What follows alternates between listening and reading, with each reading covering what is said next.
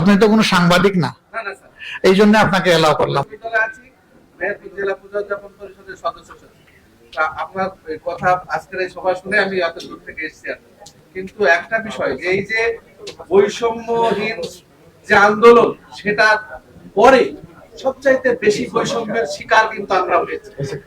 তো এইখানে কথাটা আসছে। হ্যাঁ, আমার একটা আবেদন, যদি রাষ্ট্রীয়ভাবে আমাদের এই বৈষম্য দূর করতে হয়, তাহলে যে একটা পয়েন্ট আমার যেটা গুরুত্ব আপনার কাছে আবেদন, আপনার নির্বাচন ইশতেহারি আপনি দেবেন যে আমাদের সংখ্যানুপাতে আমাদের চাকরির কোটা যাতে রাষ্ট্রীয়ভাবে সংরক্ষণ করা হয়। কারণ আমাদের তো ষড়রিপু আছে, আমরা আপনি সবাইকে তো আমরা ডাক্তার শফিক স্যার হিসেবে পাবো না। এখন আপনাকে আমি একটু থামাই, শুনেন, একটু থামাই আপনাকে। এখন যদি আপনাদের সংখ্যার চাইতে মেধা বেশি হয়, তারা কি বাদ যাবে? Thank you.